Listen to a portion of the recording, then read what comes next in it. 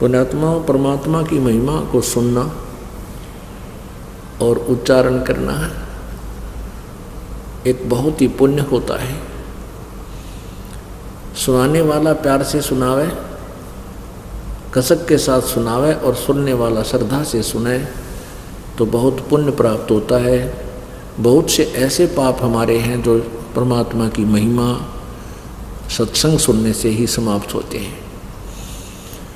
जैसे प्रथम बार कोई प्राणी सत्संग में आता है, वो 10-20 मिनट सत्संग सुनता है, फिर लटके आन लग जाते हैं या उठकर चला जाता है या बीड़ी पीना याद आ जाती है। सत्संग पहले क्या देखा करते हैं हम, खैर हम यहाँ तो पूरा प्रतिबंध लगाते हैं कि यहाँ कोई बीड़ी शराब मास्तमा कुछ छू नहीं सकता। पहले क्या देखा करते हैं, सत्संग होता, लोग बाहर जा बीड़ी छुट्टे मारते, फिर आगे बैठ जाते। जो नाम ले रहे वह भी किसी औरों के सत्संगों में पूरा ड्रामा था। तो कारण क्या है कि कबीर परमेश्वर जी कहते हैं कि कबीर पिछले पाप से हरि चर्चा ना सुहावे और कै उंगे कै ओठ चले ना और बात चलावे। जिस प्राणी के पाप गणे बढ़ रहे हों, पुण्यात्मा वैसे तो पाप हमारे सभी के बहुत हैं, सभी के, और जो सत्संग में आ जाते हैं, भक्ति शुरू कर देते हैं तो उनके पाप खत्म होने शुरू हो जाते हैं। तो क्या आप जी किसी भक्त भाई बहन रिश्तेदार मित्र को सहेली सखी को बोलते हो कि आओ सत्संग सुन लो? पहले तो वो राजी नहीं होता जल्दी से, और कभी प्रसन्न हो जाता है, कहीं आप ले भी आते हो उनको, कई बार प्रार्थना कर करा कर वो शर्मिंदा कर ओका आ भी जाता है, तो आध घंटे में वो बोर हो लेता सत्संग सुन इन बातों से, क्योंकि उसने तो रागनी चाहिए सुनना या फिल्मी गाने टनक टनक वो तो अच्छे लगेंगे, और वो है मन का आहार और ये आत्मा की खुराक। तो क्या करेंगे, थोड़ी देर तो सुनेगा, फिर या तो लटके लेने लग जाएगा या फिर अपने मित्र सहेली से कहेगा कि कितनी देर और होगा सत्संग, यानी कोई ऐसा जिक्र करेगा जिससे दूसरा डिस्टर्ब होगा भक्त, तो वो भक्त न्यू कहेगा भाई बोला मत, सत्संग सुन दे, हमने आनंद आ रहा है सत्संग सुनने दे। तो वो फिर इंसल्ट मान के खड़ा हो जाएगा, अकुमा चालू बाहर बैठूंगा। तो परमात्मा कहते हैं कबीर पिछले पाप ते हरि चर्चा ना सुहावे, कै ऊँगे कै ऊठ चले ना और बात चलावे।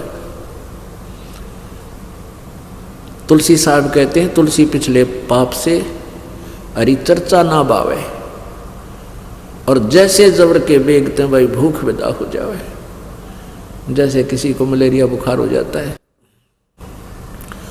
तो उसको आहार रोटी भी कड़वी लगती है, सब्जी भी कड़वी लगती है, उसको सेब संतरे खिलाना चाहे वो भी कड़वा लगता है, और मनुखा दाख भी उसको कड़वी लगती है। कारण क्या है कि ना मनुखा दाख कड़वी है, ना रोटी कड़वी, ना सब्जी कड़वी है, वो तो जीवन दाता है। ना सेब कड़वे ना संतरे कड़वे। उसके बुखार ने उसके शरीर की व्यवस्था को इतना बिगाड़ दिया कि मीठी पदार्थ भी उसको कड़वा लगता है। पुण्यात्माओं इसी प्रकार जिनके पाप कर्म घने हैं उनको ये परमात्मा के सत्संग रूपी मनुखा दाख ये भी अच्छी नहीं लगती। अब जैसे बुखार के कारण उसको स्वादिष्ट पदार्थ भी कड़वे लग रहे हैं, तो उसका समाधान क्या है कि कड़वी कुनीन खानी पड़ेगी। मलेरिया बुखार हो गया ना, कड़वी कड़वी कुनीन ही खाने से वो जान बचेगी, बुखार उतरेगा, उसका जबर कम होगा। न चाहते हुए भी फांका मारना पड़ेगा कड़वी कुनीन का, और फिर कुछ ही दिन के बाद फिर धीरे धीरे बुखार यानी जबर कम होगा, वो रोटी खाने लग जाएगा, और जब कति स्वस्थ हो जाएगा वो कड़वी कुनीन खा के फिर देखना सूखी रोटी भी चाहे सब्जी भी ना हो समय पर नहीं खा जाएगा रुचि से, क्योंकि भूख लगेगी, स्वस्थ हो गया। तो इसी प्रकार पुण्यात्माओं जिनके पाप गणे बढ़ गए उन प्राणियों को सत्संग अच्छा नहीं लगता, कुनीन जैसा कड़वा लगता है। और ये सत्संग के वचनों में एक मेडिसिन भी है इन पाप नाशकरण की। इसको न चाहते हुए सत्संग को सुनना चाहिए, चाहे मन तो कितनी बकवाद करे, इसकी तो आदत से, ये तो कहा करे ना ढीठ है ये तो। अब ना चाहते हुए सत्संग सुनाए, जैसे कुनीन खानी आवश्यक है और कुछ दिनों में देखना, क्योंकि परमात्मा की महिमा सुनने और सुनाने से हमारे पाप नष्ट होते हैं। कुछ ऐसे पाप हैं जो वाणी से ही नष्ट होते हैं, इसलिए ज्ञान यज्ञ अति आवश्यक है। 5 यज्ञ आवश्यक है। एक यज्ञ है धर्म की, एक यज्ञ है धर्म की, और दूसरी यज्ञ है ध्यान, और तीसरी यज्ञ हवन की, चौथी यज्ञ प्रणाम, और 5वीं यज्ञ ये ज्ञान है। एक यज्ञ है धर्म की, यानी यहाँ पर 5 यज्ञ होती हैं प्रत्येक समागम में। यहाँ क्या होता है कि यहाँ पर पिछली बार जो है 3 क्विंटल यानी 32 पीपे जो है घी के हवन हुए थे, 15 लीटर का एक पीपा, यानी 3 क्विंटल का घी का, देसी घी का हवन हुआ। ये हवन यज्ञ है। अब भी जितने पाठ होते हैं उसी हिसाब से, और फिर कुछ ज्योति चढ़ाते हैं भक्तजन अपना हवन कराने के लिए, उनका इकट्ठा भी करते हैं, और वैसे भी लगातार ज्योति चलती रहती है अखंड दिन रात। यहाँ पर ये सामने जो ज्योतियाँ चल रही हैं, जैसे 300 पाठ हो गए तो 1 किलो का 3 दिन में हवन हो जाता है। 3 दिन अखंड हवन चलेगा। तो ऐसे 300 पाठों की 300 किलो जो है ना घी हम हवन करते हैं, तो 3 क्विंटल घी हवन हो जाता है एक समागम में। 1 महीने में 6 क्विंटल। तो कहना है एक यज्ञ है धर्म की, जहाँ भंडारा चलता है, दिन रात भंडारा अखंड, चाहे रात ना आ जाओ को दुखी सुखी भक्त यहाँ पर पहुँच जाओ मालिक के दरबार में।